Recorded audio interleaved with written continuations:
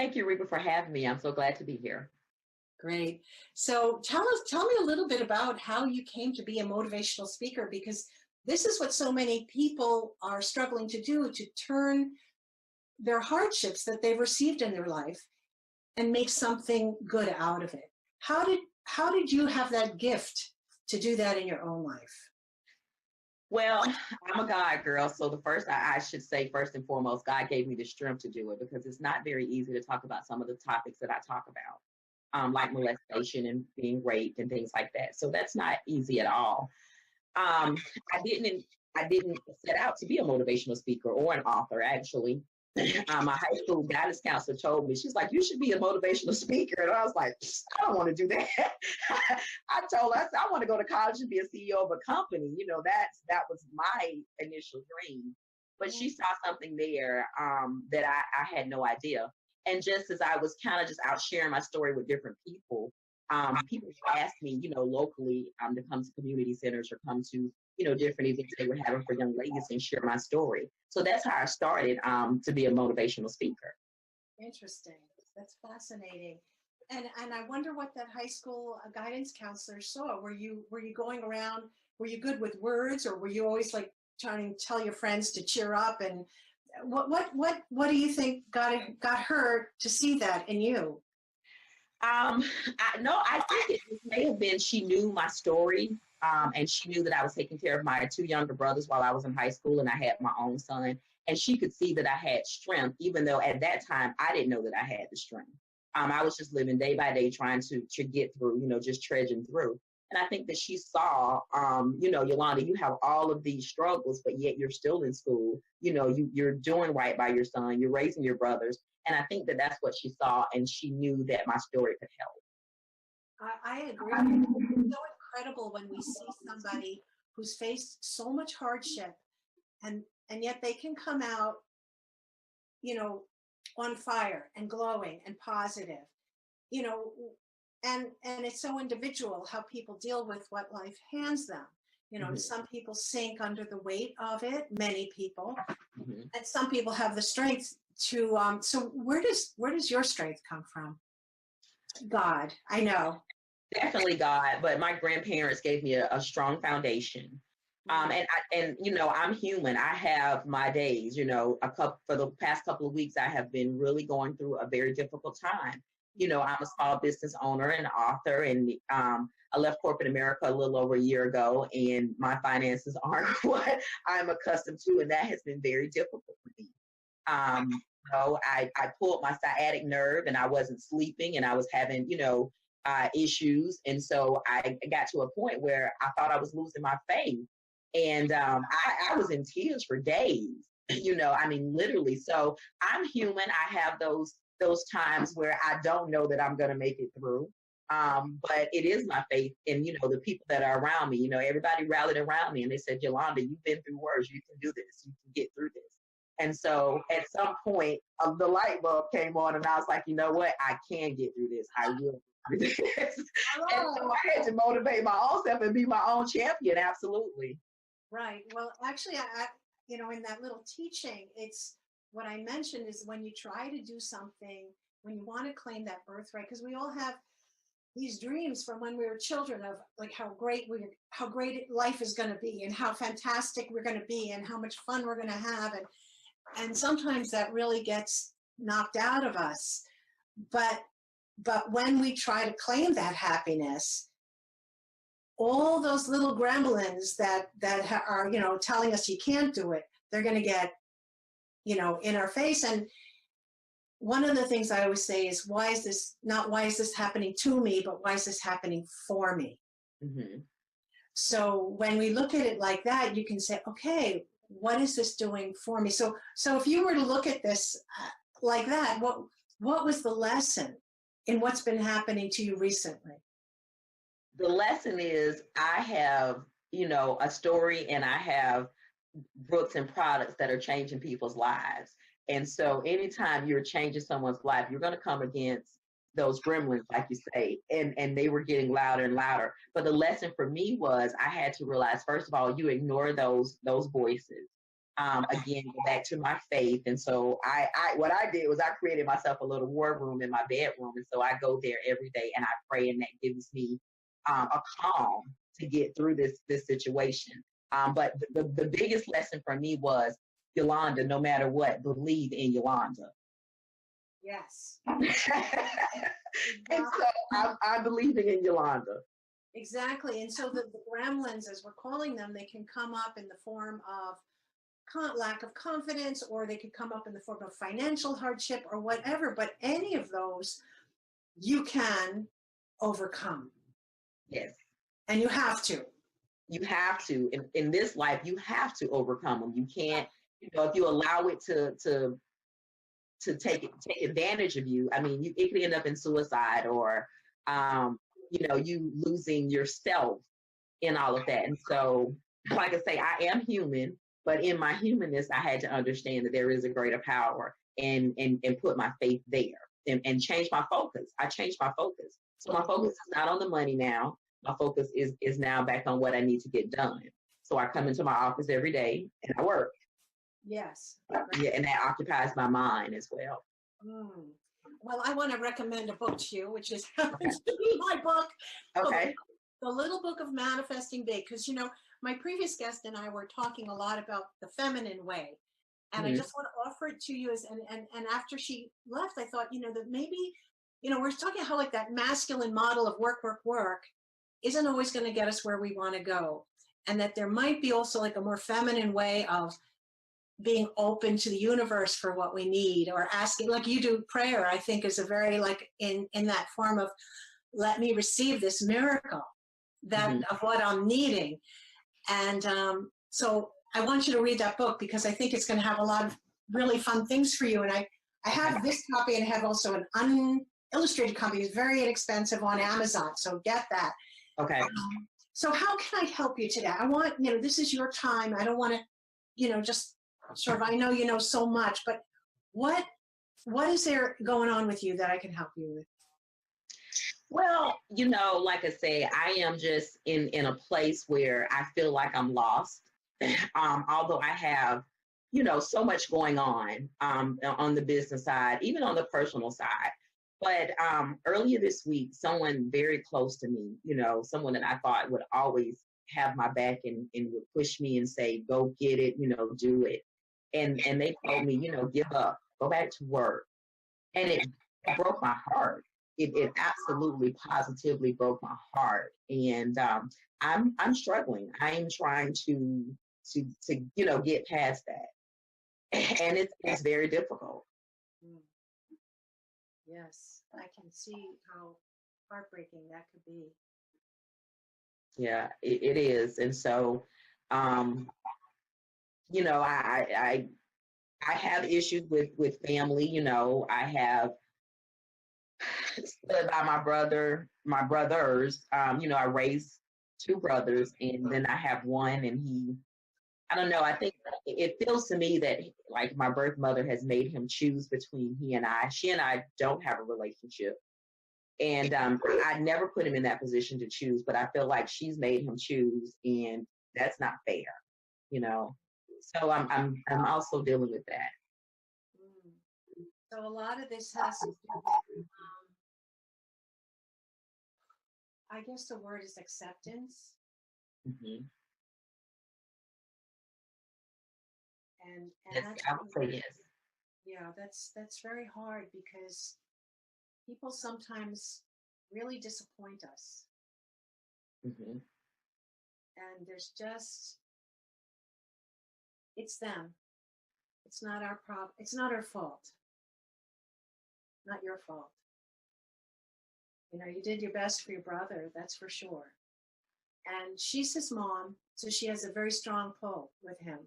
Mm-hmm. Even if she didn't do any of the work, I don't know the exact details of your story, even if you really did the work and she didn't, or whatever, just the fact that she's his mom gives her a very strong claim on him. Mm-hmm. And, so apparently he's chosen to go that way. And there's just nothing much that you can do about that. How are you handling it? I am, again, I have to resort to prayer. And I actually sent him a text and I just told him, I never made you choose, but you made your choice. I'm not going to allow anyone to mistreat me. I don't care who you are. So with that being said, I pretty much dissolved the relationship. And that's hard, because that's my brother. And I do love him. But again, I love me more. And I'm just not going to let anyone mistreat me. So his being aligned with your mother meant that he was going to abuse you or mistreat you. Is that what that meant? Well, I mean, that's the behavior that I've gotten. Like I say, I've always been there for him. He won't even pick up the telephone and call and say, "Are you okay?" He's been in prison for several years and he's, out now. And he came and stayed here at my house for a brief period of time. When he left, he left my guest room as if he had a maid. Just left in a mess, left his junk everywhere. I had to go in and get that stuff and I'll clean up and now it's in the garage. It's just, I just feel like, just you're not even appreciative of, me reaching out, me trying to do all that I can to help you. Like I say, I never made them choose. So this divide has been in the family for many years and I've never made them choose.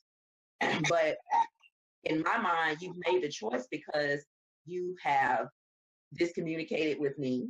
You very rarely have any dealings with my son. It's just, that's not the way that it should be.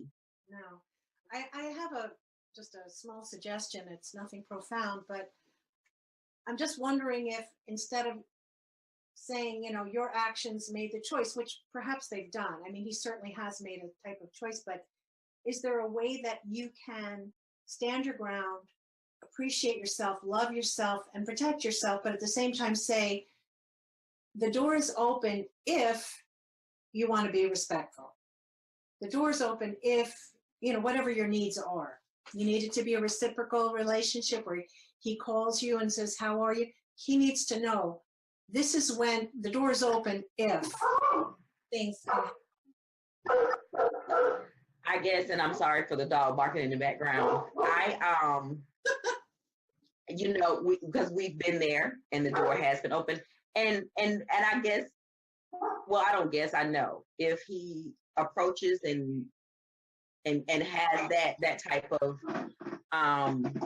mentality, then I probably would be very open to have a relationship with him. Right. But and there's some other things that he has going on in his life, and that's his personal business, and I won't share that. But there's just some things that I can't stand with him on that he's doing. Okay, well then you're doing the right thing for yourself, and the only thing, the thing that I always think there's any number of actions you can take. Mm-hmm. Like there's such a broad range, but it's not the actions that matter. It's the intention that matters. Mm-hmm. So you can break it off with him. If there's love and intention, which is, I do believe it is your intention, that your intention is loving. You can't have this. You still love him. Mm-hmm. So whatever you do is fine because your intention is there. Your intention is love. And you've decided, whether you decide to punch him in the nose or just shut the door or write a letter or whatever, if the intention is loving, that's what matters, because you want to stop that behavior. And sometimes the only way I have that in my family as well, where I've, closed the door, because that's the only thing that remained to be done. Right. And like I say, that's how I feel at this point, because I've tried everything else. I've absolutely tried everything else. And like I said, I'm not going to condone him mistreating me or anyone else. And he's mistreating a lot of people in his life. All right, so that's him. Let's put him to the side for the moment. I think, keep him in your prayers. Certainly. Because what you do in the privacy of your heart, you're free. You're free to do whatever you're feeling in the privacy of your heart. And it will be to his good, that there's a good intention toward him and a good hope for him for the future. And the rest is up to him. Absolutely. Yeah, let's move on to this other friend who said, why don't you just give up? Okay. What did that feel like? Well, that's a family member. That's a close family member. Oh. And like I say, it's somebody that I thought would, always have my back. And that it was absolutely devastating. Not and it was devastating because I have given up my dream before. I've gone back to work. I've done what I needed to do in order to be a good parent, in order to be, a good sibling as well. So I've done that, and I asked that person. I said, at what point in my life is it okay for me to live my dream? At what point? So, like I said, it was just absolutely devastating, and I'm trying to deal with it. Yeah. How are you dealing with it? I'm just trying to stay positive. Like I say, I really, most of this week I have been really just working, trying to keep my mind occupied. I always read something positive, so I'm reading what is the name of the book? Everything Will Change. So I'm reading that book. So, I'm trying to keep myself positive and stay positive and just know that I'm on the right course. You know what this is? It's building you up, because this person, his faith in you was a crutch. And I don't mean that in a bad way. I mean in a good way. It held you up. You really leaned on it. You thought you needed it. Mm-hmm. And it's like a person whose leg has been healed already, but he still thinks he needs that crutch. And somebody comes along and knocks the crutch out, and they're like, hey, don't do that, I need my crutch.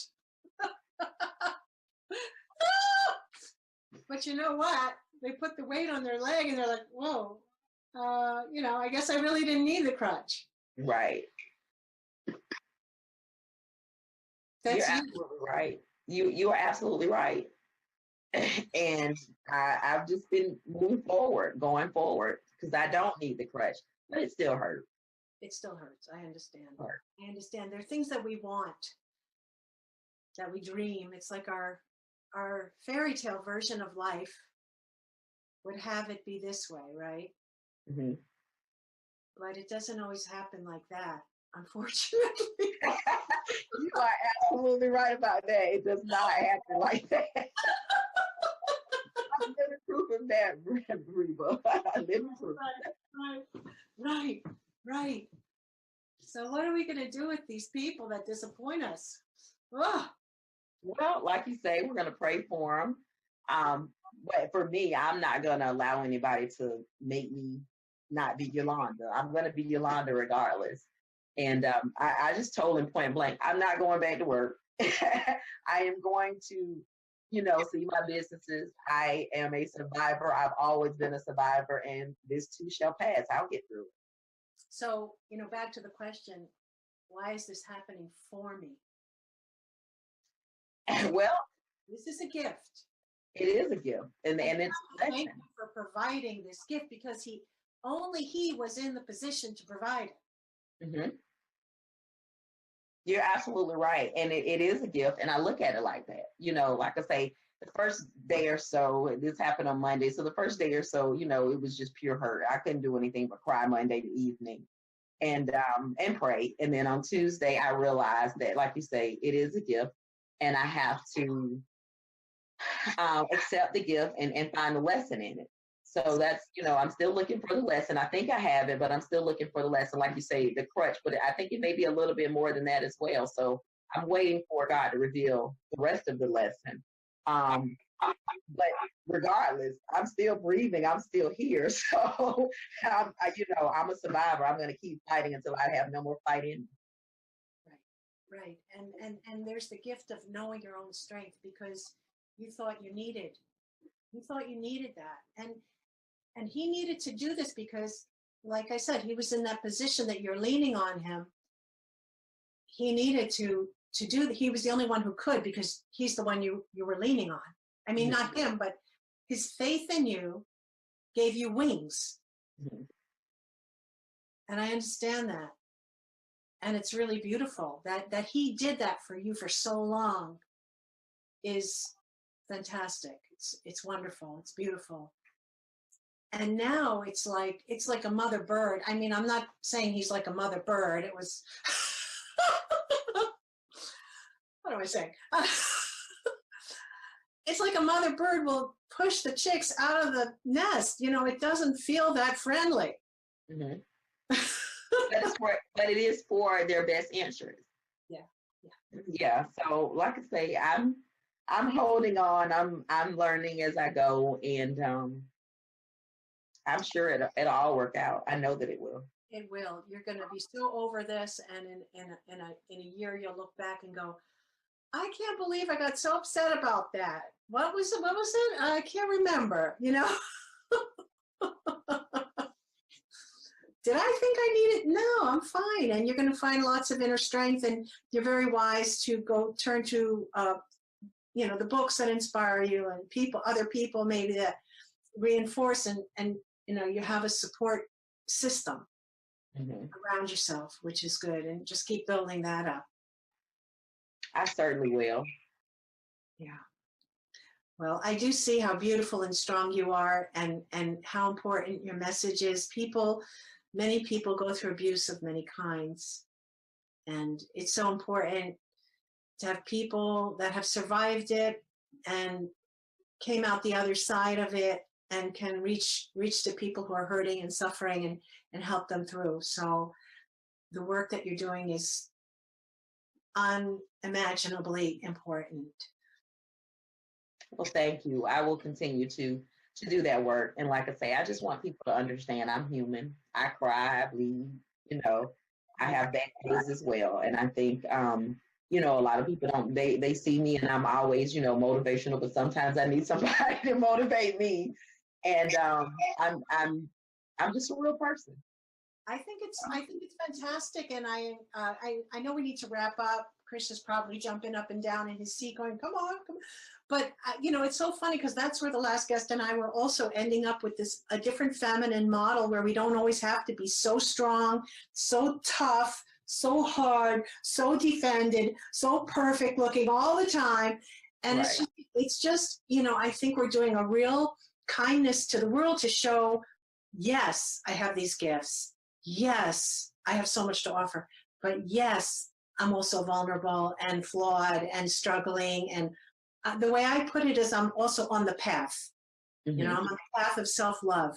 Absolutely. But I'm on the path. I'm a little bit ahead of someone, a little behind somebody, but I'm still on the path. On the path, absolutely. Yeah, so God bless you. If you want to just say your website or where people can find your book in case they're interested in learning more about what you do, please take a little bit and tell people where to find out more about you. Okay, they can visit my website at yolandamtucker.com, and I'm also on Amazon.com. Great.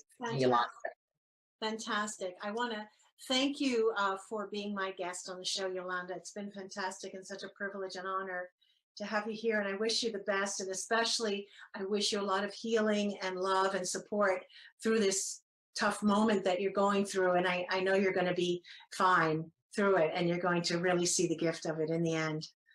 Thank you so much. I appreciate you having me, and thank you for the coaching session today. You're welcome. You're most welcome. Thank you all for watching today's episode of Paint Yourself into the Picture. To see more programs that I offer, please visit rebalinker.com, and you can pick up my first chapter of my book, Imagine Self-Love, there as my free gift to you. To be a guest on Paint Yourself into the Picture, please visit vcntv.com/paint yourself into the picture, one word, /apply. Remember to like this video and leave your comments below. Join us again next week for another coaching session on Paint Yourself into the Picture. To watch the rest of this episode, click on the link below the video now if you're on YouTube. And if you're on Facebook, click on the Watch the Full Episode button when the video is done.